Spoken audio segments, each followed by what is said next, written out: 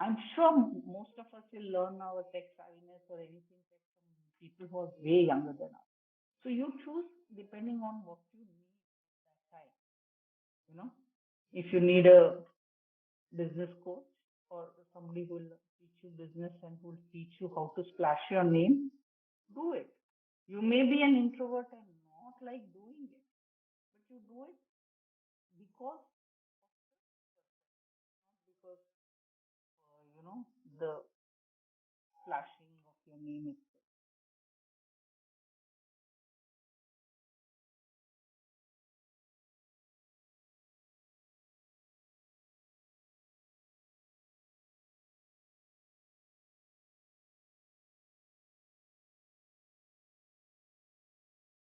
Welcome to the Coach Arya's webinar series. And like you see today, we've got Kiva from Coach Arya and our panelist, who Kiva will introduce to you. But let me introduce Kiva to you first of all. I'm not sure if all of you have met her. She's a lovely person. And from this month onwards, Kiva would be managing, hosting the webinars. And I would, of course, keep popping in and out wherever I'm required. So here's to your new host, Kiva. Welcome. Thank you, Komal. Thank you so much. And hello, everyone. Good morning, good afternoon, good evening, wherever you're all joining in from. Thank you so much. So really good to be here with you all today for this webinar. Today, before we get in, it will be great to know where you're all joining in from as we are just settling in. The webinar today is, we're going to be focusing on a very, very interesting question, which is, I think, something that runs on a lot of people's minds at different points of time, which is coaching a sustainable career choice? And really, really happy to introduce our panel member today, our guest, Gayatri Krishnamurthy. So Gayatri has over 30 years of experience in human resources and organization consulting. Her last role was a corporate role with as a profit center head for Bangalore Center of Mafoi Management Consultants. Gayatri is a PCC coach, and apart from a decade-long coaching practice, she has authored white papers on coaching and supervised coaches. She has a certification in systemic and group coaching and is a part of the MC and the Director Research and Publication at ICF Bangalore Chartered Chapter. So we're so happy that you could join us today, Gayatri. It's really a pleasure to have you here with us.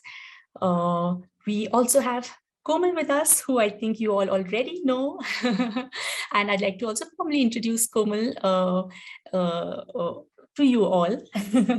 As you all already know, Komal is a part of Team Coach Arya, and she's a PCC coach and also an EMCC senior practitioner. Komal has studied business management and received a doctorate in the subject of relationship marketing in service organizations. And starting as a lecturer in management, she went on to work in corporate for 14 years before she chose the path that she's on now, which is that of a professional coach. So really happy to have you all here. I'd also like to introduce Neeta to you all from Team Coach Arya. She's not in the panel, but she's there with you all in the chat box. So Neeta is going to be engaging with you all on the chat box. So watch out for her messages, and let's begin now. So like we said, today's the topic that we're exploring is sustainability in coaching. And as we're starting out, I'd like to ask Gayatri, before we get deeper into this into this question, what does sustainability mean to you?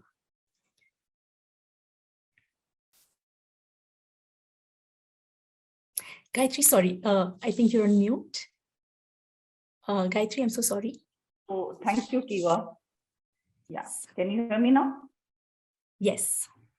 So big hello to everyone I'm from Bangalore, and also Kocharya alumni of sort, almost the kind of fledgling batch of Kocharya. But I must compliment Kiva because I don't think I could have done this good a job if it is my first time. I'm sure I was, sweating and not at all confident. So the good thing is that Right, now right. people who are coming into business are so full of confidence, and that's a huge, huge plus. Sustainability to me brings a couple of words to my mind. One is it's a long-term thing. Sustainability means you are there alive for the long haul. So Amitabh Bachchan's career is sustainable. Alia Bhatt may be on the way, but there is this aspect of time which is associated with sustainability. The second is, of course, earning enough to keep your, shelter, food, whatever. So there is this economic aspect to it. The third thing is you should be enjoying what you do, because otherwise you cannot last that long in any uh, profession. And what I'm saying is nothing new to coaching. Coaching is a business, requires as much work as any other business. There are a couple of differences, of course. The fourth aspect of sustainability is we have to keep reinventing ourselves. If you're just very good and stagnant, you're not going to remain very good. So that aspect of self-learning, etc., those are the four aspects which come to my mind. And an ability to kind of see around the corners, So, for example, if you could have seen that most of the coaches available now, suppose they may be employed, but tomorrow they may all be gig workers. How ready are you to coach those people as the main target group? So those are the kind of things which come to my mind as far as sustainability is concerned. And I guess I consider myself as having sustained over 30 years I've been 30 years as a freelancer, and then some more. So please stop guessing my age. But so I've been in various avatars. So, and like I have been a headhunter for many, many years, and that was also a business which went through so many changes. So for example, as a headhunter, if Naukri had come, might have taken away a lot of my work. So you in the difference in coaching business and say some other businesses, I am the product. If I'm sustaining myself as a coach, I am the product. Now, is the product catering to the customer? What is the unique selling proposition? Those are things which we need to answer before we get into the business. So I'm going to stop here and ask people as to what's their understanding of sustainable. How will they know? What are the benchmarks to be met for them to consider themselves as having sustained in a business? Maybe you can just chat it in the chat box.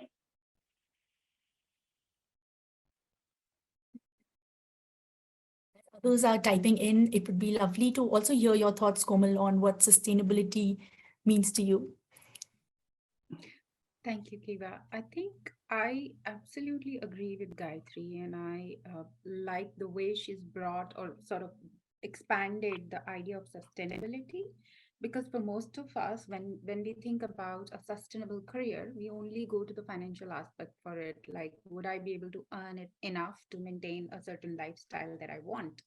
But when she speaks about, whether you will enjoy, whether you will continue to enjoy it over a long term, and how possible it would be for you to keep on reinventing, keep on learning something out of your work. Because we've seen, especially in past few years, that the span of change is becoming shorter and shorter in our world, right? What the way the world was for many, many years is not like that anymore. Especially after the IT revolutions, the span of change is shortening quite a lot. So I think thinking about what I'm choosing to do, is it allowing me enough? Is it simple enough to reinvent myself? Is also, I think, quite a key question. And I absolutely agree that all those points are very, very important. So you do not just need to weigh your choices based on how much money I'll be able to make, while that is very important.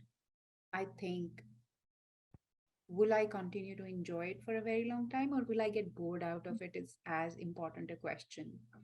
So I think I do Yes. go by the And 3 points yeah, you've shared, Gayatri. yeah. And so I can see that, Akansha has written that it means adding in the basket of your skills to empower others. Very important, because otherwise you're going to be left behind, not just stay where you are. You're going to be left behind. And it has to work for the coachee, because you're the product. What does the coachee get out of it? And it also needs a kind of steeliness to stay through with it. So very often I have seen people starting their business and then going back to a corporate career maybe in a year or two, which is fine. It's a decision, right? It may be an economical one or any other issue. But suppose I'm a coach deciding to start on my coaching business. I need to have the plan, just like a business plan, of how long can I sustain till I start getting the money, and do I invest and then get the income, or shall I start doing it in a small way and then expand it? And one thing which people find very difficult to do as a coach is to ask for help, So I was just talking to a friend of mine and I was telling him, hey, I'm sharing articles on LinkedIn. If I tag you, will you like it? He said, of course I will, but I'm surprised nobody ever asked me, because you need to ask. And also that to ask that needs a little bit of thick skin, because, and many of you may have been in corporate when you have been so busy that you have not been able to take all the calls that come to you.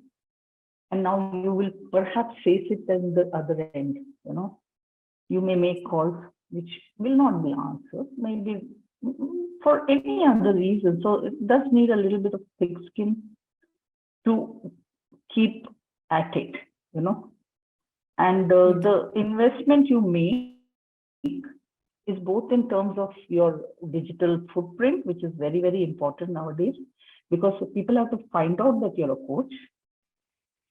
And then probably they may approach you. So you need to make sure that people know that you're a coach and what is it that you offer. And perhaps what many of us coaches don't do is have a coach ourselves who will walk you through all this, in terms of confidence, in terms of presence, and also in terms of finding a niche or the kind of segments that you want to go and approach. So there's no formula as such, but it is ultimately, like Komal was saying, it's about, do you enjoy doing it and can you sustain it? Okay. So let's just look at some of the other, the kind of aspects of sustenance which people are talking. So Sridhar Lakshman, a good friend of mine, has, and he's also someone whom I know and appreciate because he has built a really sustainable coaching business, and he's talking about staying true to your passion for being in business. If you're not going to stay true to your passion, and then you say, okay, now I know I love coaching, but facilitation seems to be the area where more opportunities are there. So you may actually block your time in facilitation rather than in coaching. So it's a very tricky balance, You may need to do some other things just to sustain, but don't let it occupy all your time just because there are more opportunities in this. When the opportunity comes, you need the time to be able to do those assignments, And he's also talked about working on self, which is about confidence, perfect, presence. So I am not a very social media friendly person, or I never worked on my image at all. And maybe we treated bias against, dressing up and doing all that. But I did realize that when I went on Zoom calls and some of the recordings, I was aghast because I would never listen to myself. So I went through a voice modulation training, and I actually contracted with a coach to improve my voice modulation to whatever extent. If it is X, it's 2X. The 2X may not be great, but there is a difference. At least you know what you're missing. And I think it's important to do that. And in that case, it doesn't matter whom you're learning from. I'm sure most of us will learn our tech savviness or anything tech from people who are way younger than us. So you choose depending on what you need at that time. If you need a business coach or somebody who will teach you business and who will teach you how to splash your name, do it. You may be an introvert and not like doing it, but you do it because of the purpose, not because of the splashing of your name itself. So Gayatri, as you were sharing, yes, absolutely. Yes, Sorry. Eva. As you were sharing, a bunch of things were running on my mind. I heard you say passion, purpose. I think somebody in the chat also said, sustaining that purpose. One is your own emotional, mental health. So I'm really curious to know, in your journey, in your coaching journey, how did you see that play out? Can you share a few stories, a few examples with us around those? So as a business, it's very different from getting a predictable income. So, there'll be several times I've gone through this cycle saying, I'm not getting a evenly, nicely spaced out set of assignments. I'm getting a lot and I feel overwhelmed, and then I feel that I'm not getting. So we need to be mentally prepared for that.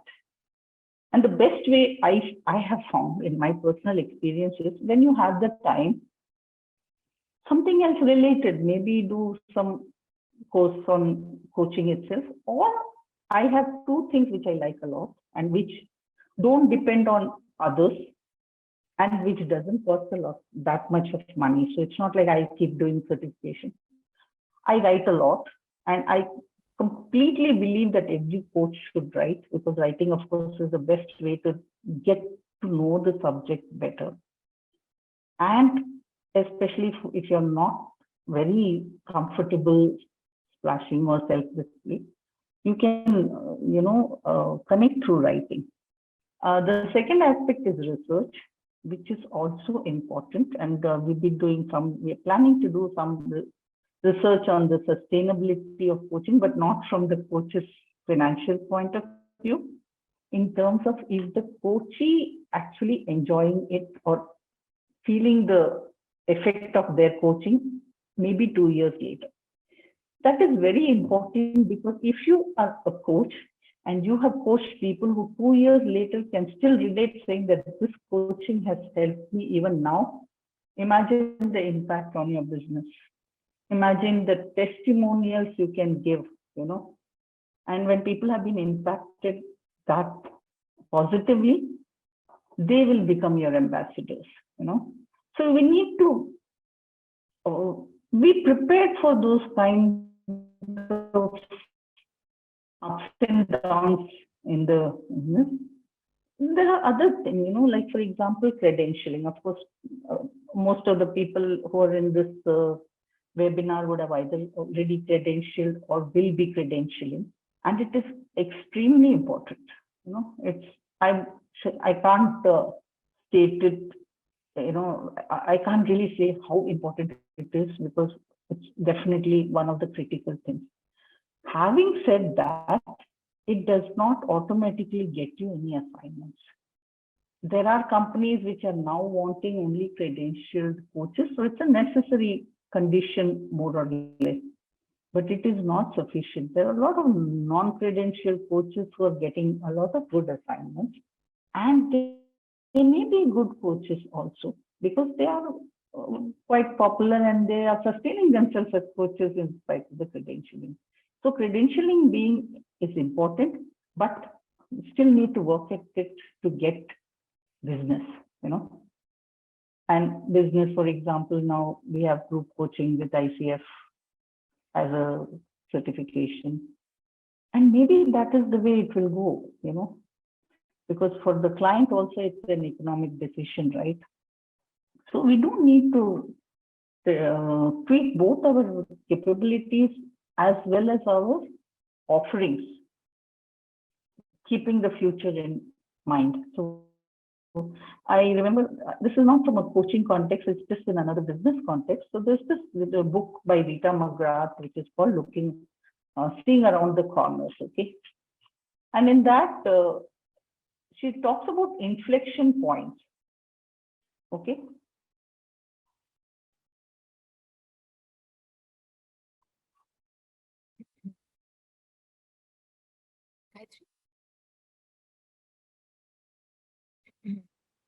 Gayatri, are you there? Oh, I think it dropped off. Because So- of internet or something. Yes, looks like that. Oh, Okay, Gayatri is back. good. Yes. Can I pick up on something which somebody shared?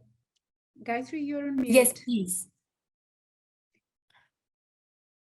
So this is book called Seeing Around the Corners and Inflection Points, which basically means that there are certain times when the paradigm changes, like when the Xerox machines went out of fashion, or maybe cameras have gone out of fashion.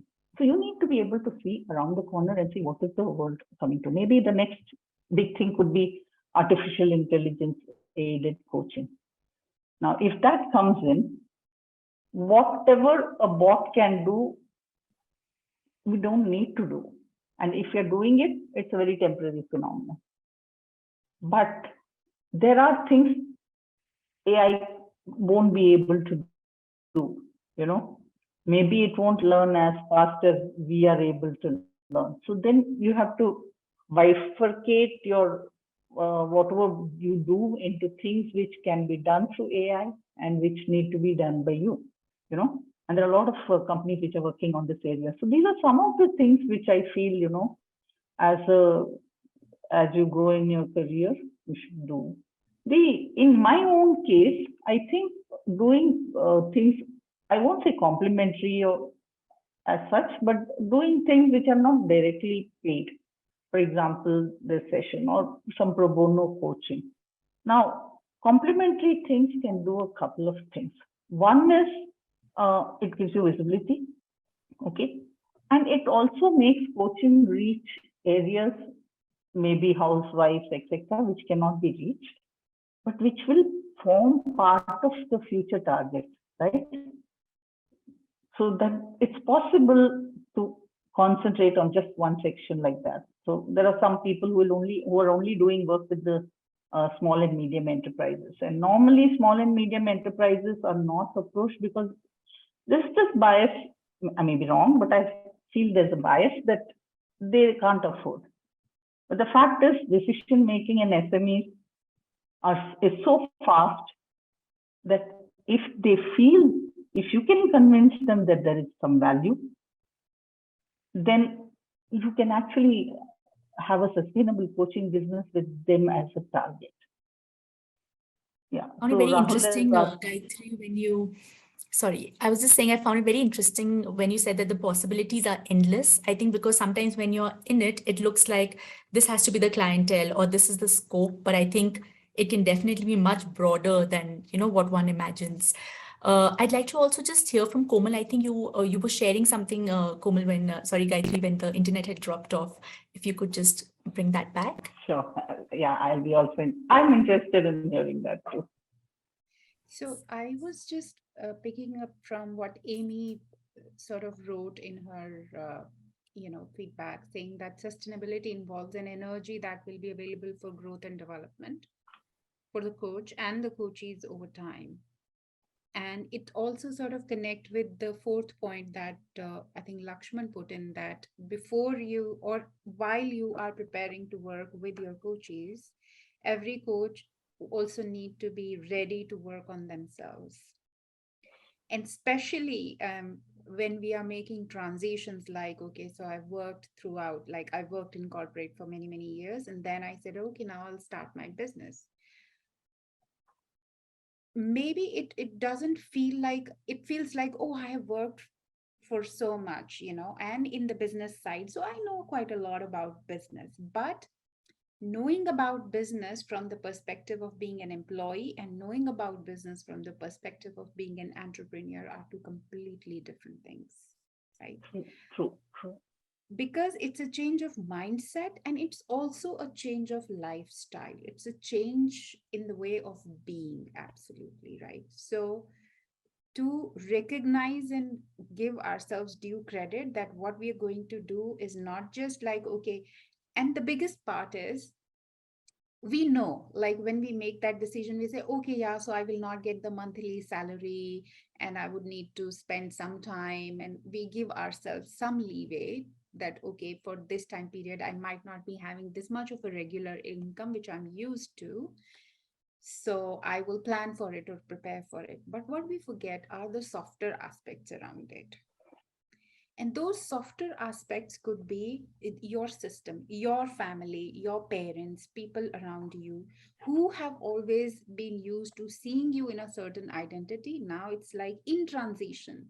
Till you have really successfully established yourself as something, that in transition period could be so taxing. It could be your parents asking you, okay, so how are you doing? How much you're earning? And it gets so difficult to explain to them that give me some time, give me a little break, especially when the rest of your families have got no background of doing a work of your own or your own business. So those challenges and to sustain through them really takes a lot of energy.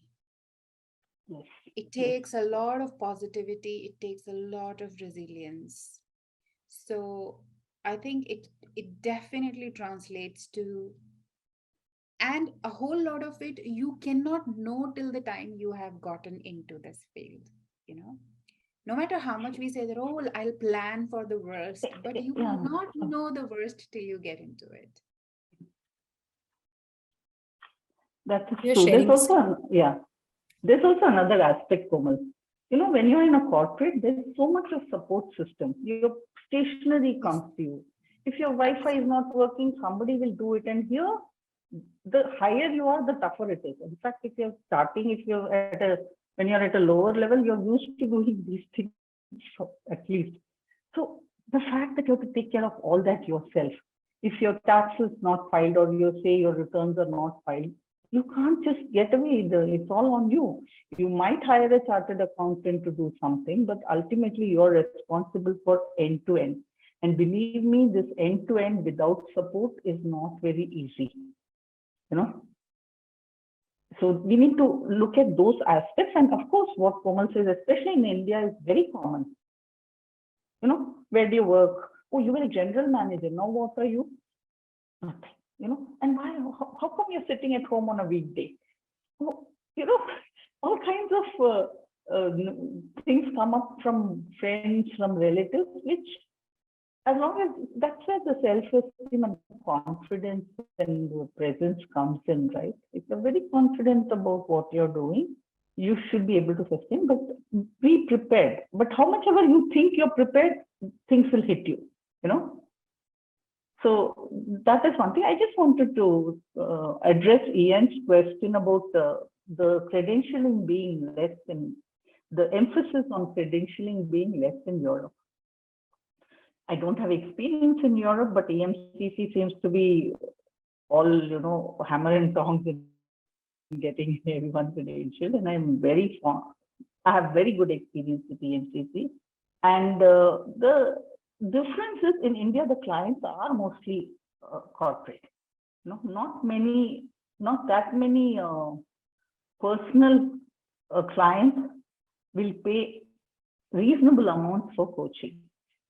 It's expected that, it will be mostly pro bono. They say, no, but I don't earn, I'm paying it out of my pocket. So nilly-willy, we end up credentialing because most of the money comes from corporate clients. So maybe because of that, the emphasis here is a little more. But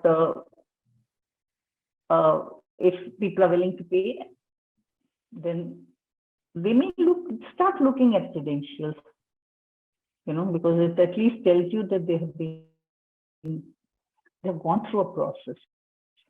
And I have got some referrals from ICF listing also, and those have actually been personal clients. Many people seem to be going to these websites to see who is listed. So that means you won't be listed unless you're credentialed. So it's also a way of making sure that people know that you're credentialed, because the credentialing organizations like ICF and EMCC do at least put you up on the website, and if you have the right, if you are a match to what the person is looking for, it is possible that you can get some business from that. Yeah. So the aspect of this compliance, etc. I'm going to really touch upon it, because maybe I have a lot of people calling me and checking with me, how is this done? How is that done? Should I hire someone? Now, you can hire anyone you want, but ultimately the buck stops with you. So once you are in a business, you need to have the financial skills. You cannot say, I am a coach, I am I have this altruistic motive of improving people, so I'm not going to worry about the nitty-gritties of collection, invoicing. Unfortunately, that's it. The bottom line of the business depends on your invoicing, depends on your collection. So you need to be prepared. That is where the thick skin also comes. Many times you may have to write again and again, or follow up on payments. So you do need to keep a track of that. So yeah, so Pradeep is talking about having left the job as a, in the corporate job to come as a coach. So the good news, Pradeep, is your coaching chances of getting a coaching job, especially in India, is high if you have a domain experience. I know when it comes to the bottom line, we are able to coach anyone, but the matching, you have to know the matching process to make sure that you sustain as a coach. Okay. So your domain expert could well be the differential in getting an assignment. So leverage it, saying that I have this experience, I have that experience, what can I bring to the table? I have handled these challenges, and not be shy about being, going about showcasing those talents and the challenges. And maybe that is where the writing part, again, I'm circling back to writing, because it matters. Because how will people know anything about you? So I'm sure you never heard about me. I have 30 years experience, and I'm to blame if you haven't heard about me, right? Because I haven't brought your attention towards me by doing anything like that. So you'll have to know what is it that's right. So a lot of people have told me, if you're planning to coach a younger generation, you've got to be on Instagram. My niece doesn't even touch any other social media, and I don't know which is the latest after. If you're going to see around the corner, you'll have to look at the one after Insta, not now. So you need to be savvy enough to know where you will get the target group and be available there and be seen. And that means frequently writing about things which matter to them. So any other questions, or those are starting, what are the apprehensions you have, or or maybe someone else has been there for so long? What has been enabling factors? As people are putting down their questions, Yeah. one of the questions that I was really keen to explore with you was, so people must have asked this question, is coaching a sustainable career choice in different points in time? One, maybe even before starting the journey. One could have been that Yes. I have, now just getting into the journey. One is I've already spent a substantial amount of time and I'm still asking this question. What would you say to people who are at these different phases? Like, what would you say, like emotionally, mentally, financially? What are some of the things that could help them to navigate through those phases? Because I think for each of these categories, what they're probably going through is That is similar in true. some ways, but also very different. That is true. So I would encourage people to have at least some years of experience, because the process of coaching does require experience, not necessarily in coaching. It also requires life experience to some extent of having worked. I am a big fan of, if you're a parenting coach, if they have been a parent, obviously helps, to get those experiences. And if you're going to want a coach, there are a lot of companies which are doing this coaching. Like, you're part of a coaching company, right? You're part of the coaching business. You may not be the business owners. So try and take up assignments which will help you further your coaching career by being associated with these kind of, yes.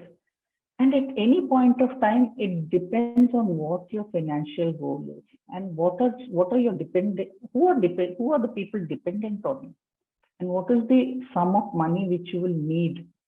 Do you have your 6 months expenses as savings already? If you don't even have that, then maybe the risk is not worth taking at this point. But you do need to plan and start, doing this learning and being part of the community. And this is where two things come to my mind. One is this voluntary work. Like, I am in part of ICF. I don't get paid anything. I attend any number of meetings. I have to do a lot of admin work. And of course, I also get a lot of return. I'm editing the magazine for the Bangalore chapter. And I'm going to take this opportunity to invite all of you whenever they can to write. And maybe, we do keep sending out requests for articles to send it. The second thing which I find very useful, and I've talked with this with many people. Suppose I get an assignment and there are 5 coaches needed. Be generous. It's possible that you may not get selected, the other person will get selected. But coaching is the kind of business where we need to expand the market, not poach on each. We are not poaching on each other at all. We actually need to expand the market, and the way you expand the market is making sure that many more people get coached. If it's not you today, it will be definitely, you'll get something tomorrow. So together, you need to be collaborative and share whatever knowledge. I don't think it's going to be pirated, and nothing, like, I don't think anything I know is so original that I can't give my knowledge to others. I'm not a Simon Sinek or someone who's, writing books and is a big thought leader. So I think at our level, we do need to be very collaborative and expand the market of coaching, rather than really thinking that, I should not tell about my client. This is something which I do. Share, talk, ask for help, give help. I think that's extremely important. So Akansha is asking, how can we try keeping that patience to reach out the perfection towards skills of coaching in day-to-day regularly? So, I know Prasad Kaipa, who's a big name in management and in coaching, that every day you cannot be perfect every day. Accept it. There'll be days when you're in the zone, when there will be days when you're not. But there has to be a base level which you will not go below.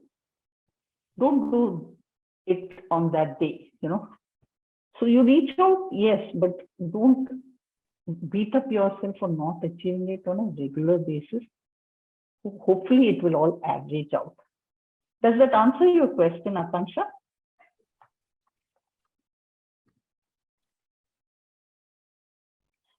But I like the idea of wanting to reach out towards that perfection every day. As an aim, it is amazing, but don't expect to reach it every day because, in fact, I have been writing a series of articles on guilt, and guilt is always self-created, So I didn't do it because, I should have done better. Yeah, but it's gone. There's the next day, try it again, get up and try it again the next day. See, when I think of coaching, I also think of, look at these Olympic athletes. Every 4 years they get a one shot at a medal. We keep it for 4 years and go back next year. Compared to that, what we are doing is not that difficult, right? Because we have so many, every day we have a chance to win. Now, if you have that kind of visualization or practice and, coaching for yourself, I think the chances of sustaining a business will be pretty high. So Ian is asking, is there any value in having a blog to emphasize what I have to offer and gain clients? I think the answer is yes. The trick lies in making sure your blog is read. Now, there is again an opportunity to ask friends. And I think I'm pretty shameless in asking for help, saying, hey, I'm writing this. The LinkedIn algorithm is if you write a blog and 5 people like it, they will show it to more. So get your 5 people whom you will tag and who will like and share, and make sure that it is read. Of course, writing itself will give you a lot of joy and clarity of what you want to do. But if you want to use it as a business development tool, you need to make sure that it reaches many more people. So Venkat is saying that the coaching by itself is not as sustainable as a standalone business. If you can also wear the consultant hat, so then this business can be sustainable. So I agree partly, saying that if you wear a consultant hat occasionally, your business will be sustainable even as a coach, because the consulting gives you the domain experience and the knowledge which can be used in coaching. But I know a lot of coaches who don't do consulting anymore. They do a lot of reading and keep updated on the various domains and what is happening, but they are just purebred coaches, because if you're a top-notch coach, actually pays better than consulting. Secondly, invariably in consulting, your whole day is blocked up, whereas coaching is you can bit splice it. You do 1.5 hours in the morning, then you go for or whatever it is that you do. Then you can come back and do nothing the whole day. Whereas consulting generally has more time pressure and more stakeholders involved than coaching. So if you want to, it can be. But if you enjoy both, there's no right or wrong. So if you enjoy both, do both. I do a lot of Hogan assessments because I like Hogan as an instrument. So it's not like I'm only, so I'm sustaining my energy level or even sometimes even the income by consulting, but I don't agree that you have to be a consultant to have a sustainable business. Maybe you'll have to put in more effort into that. But ultimately, it's the same thing as what Komal said. What do you enjoy more? And if you enjoy both, do both. You can do even, many other things. So I know someone who is a musician. So he goes off and, he makes videos on music, etc. because he loves it. He doesn't want to be full-time anything, not spend it on any one thing. So it depends on your own perspective and viewpoint and your stage in life. Like I said, it depends what is the amount you need. Do you have dependents?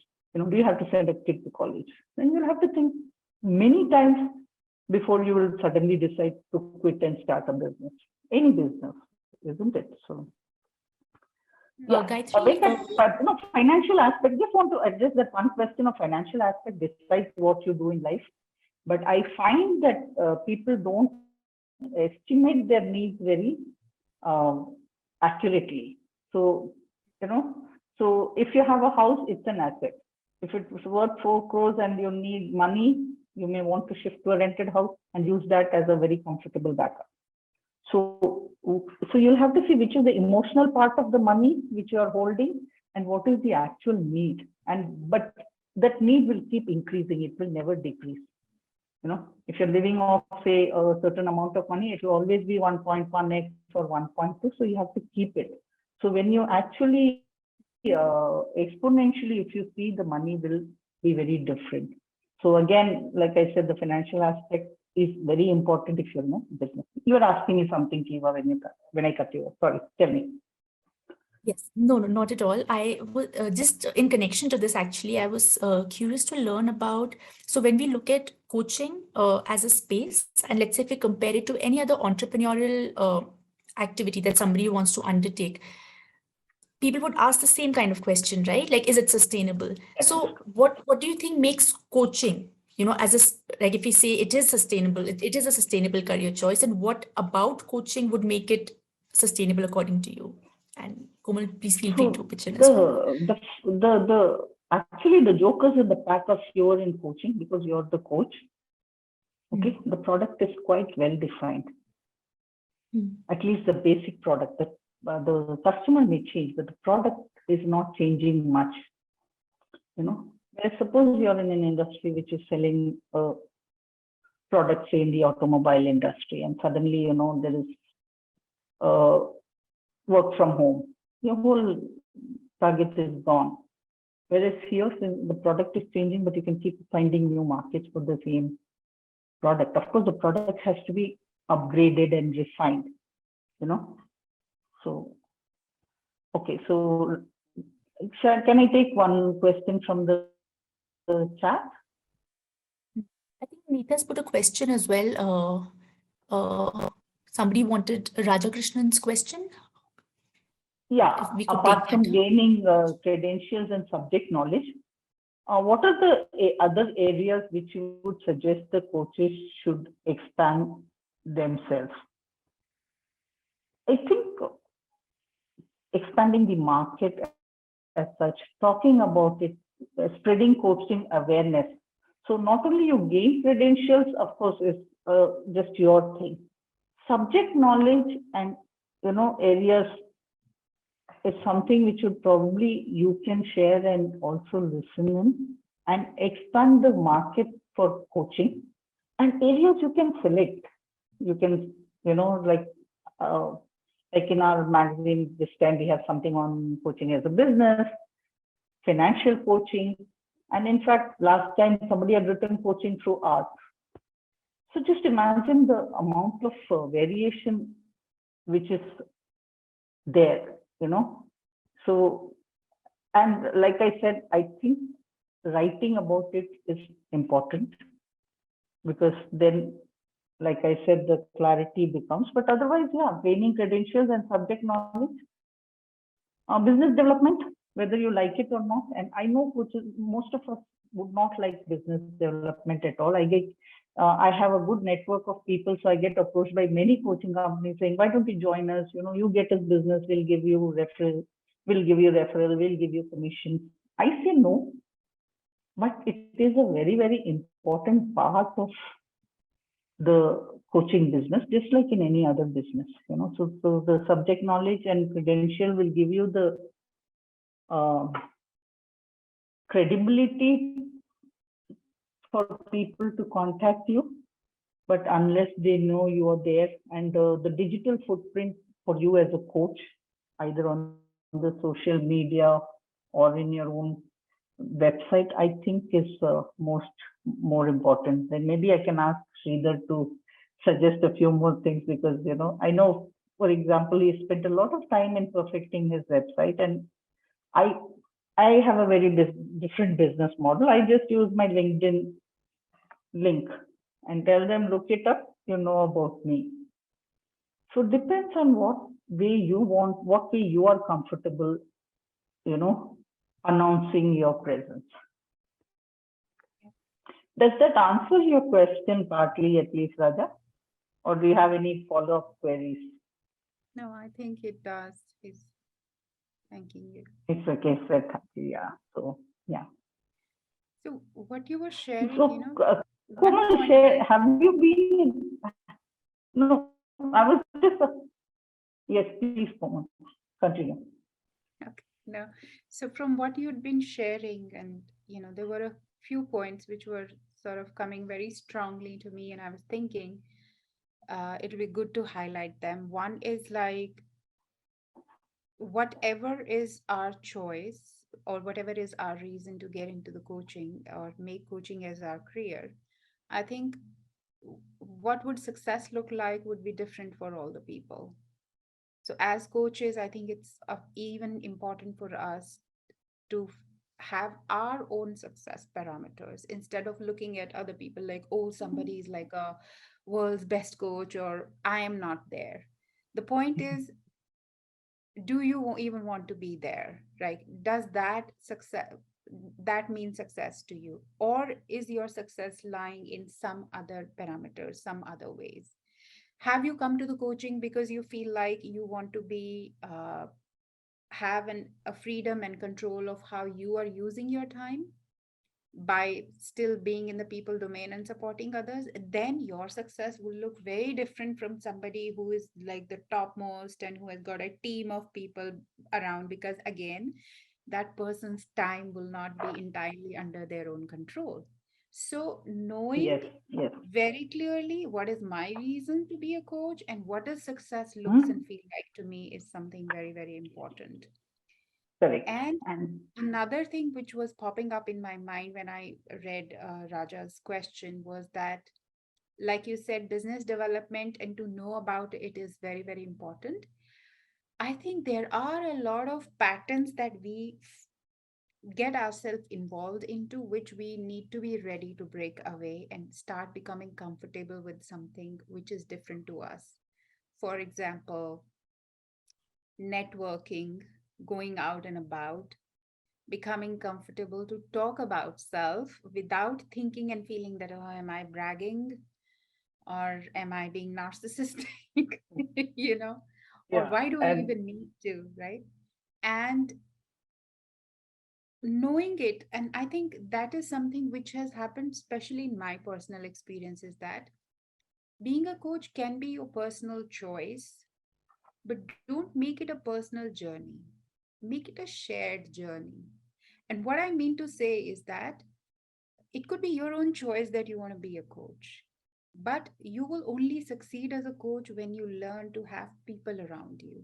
yes, When you have people who inspire you, who you look up to and feel like, oh, yeah, that's my benchmark. When you have people who you go to and ask for advice when you feel stuck.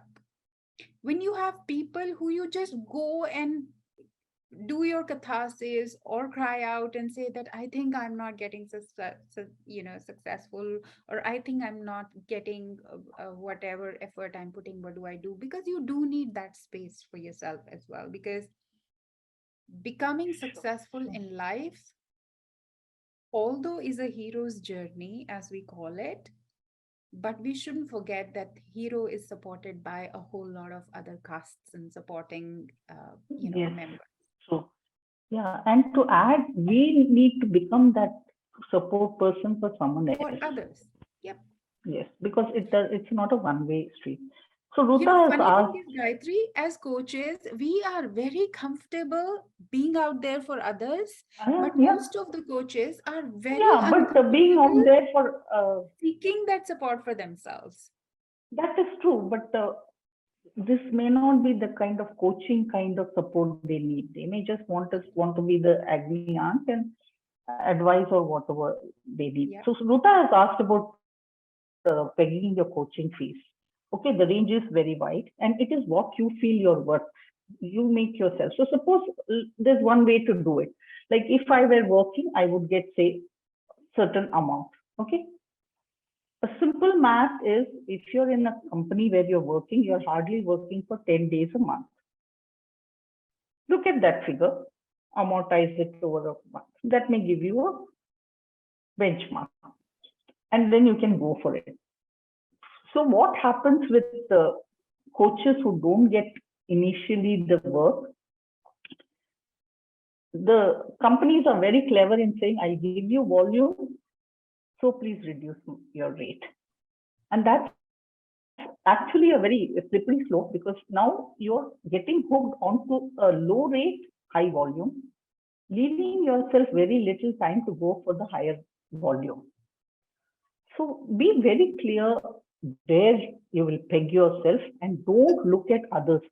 I can tell you, people give all kinds of figures and there is no verification.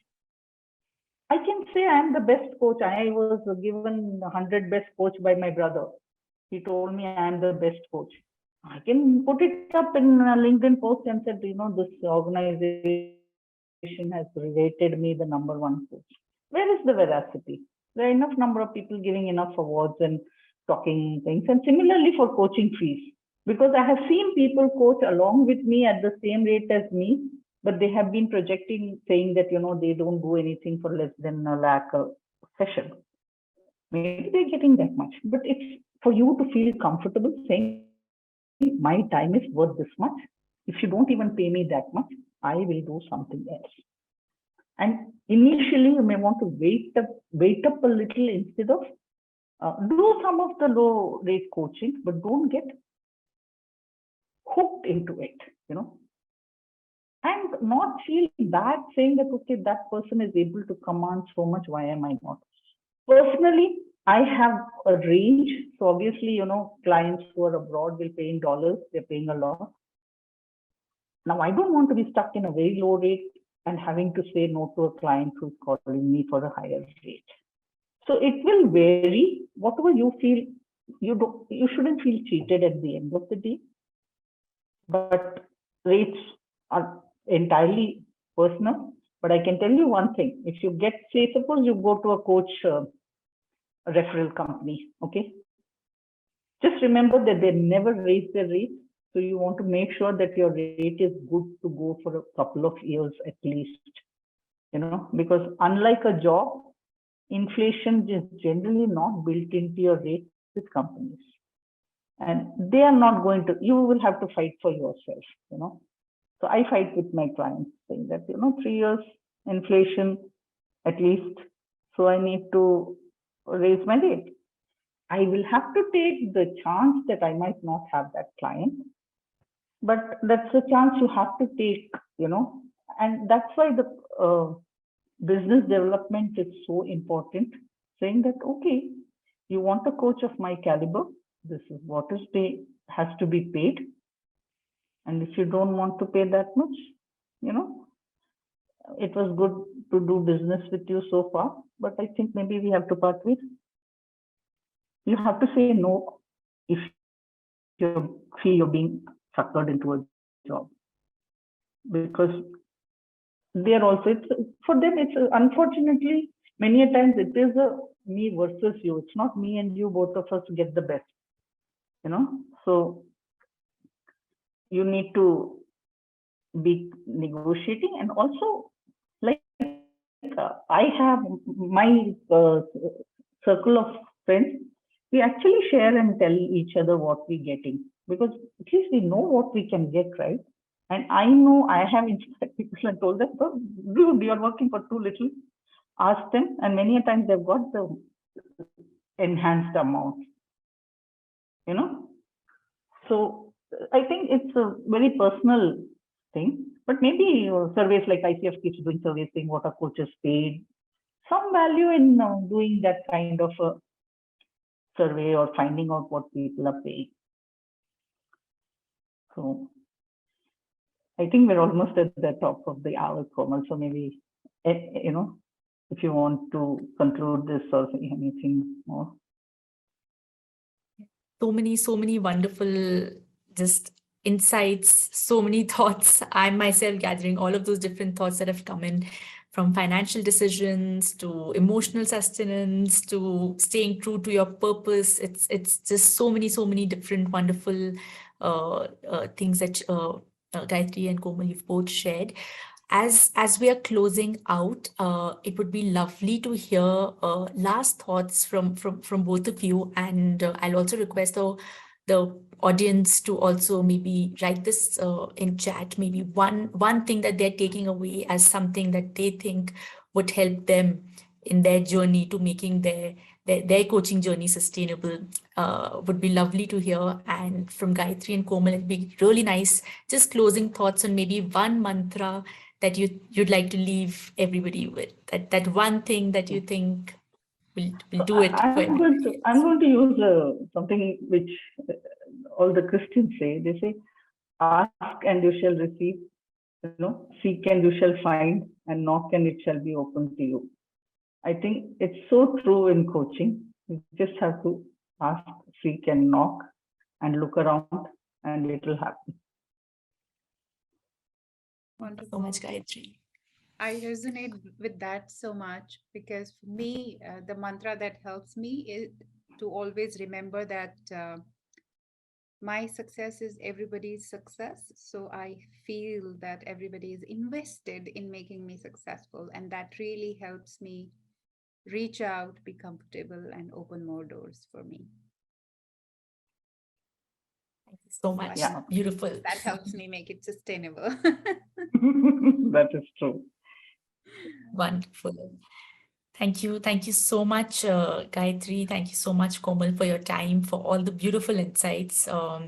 As we can see, I think the participants are sharing the last thoughts. And I think it's also 10 o'clock now. So in India, 10 p.m. So I think we close out now. And thank you so much once again for joining in. Thanks to all the people who have logged in and stayed on. I know I have been on your side and, been tempted to log off. So thank you for staying on for the whole session and for your wonderful questions and insights. And thank you for being such a wonderful host, Kiva, and for Komal being a, fellow traveler in this session. Okay. Thank you so much. Thank you, Gayatri. Bye. Thank you, everyone, for joining in. Yes, and we hope to see you all next week at the same time. Bye.